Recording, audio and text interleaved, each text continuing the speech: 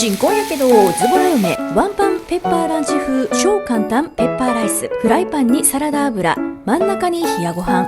形を整えたらご飯の周りに牛バラを贅沢に敷き詰めたらほぼ完成。焼肉のタレをかけて冷凍枝豆コーンと冷凍ネギを散らしてバターを添えたらブラックペッパーを入れて味をたっぷり染み込ませていきます。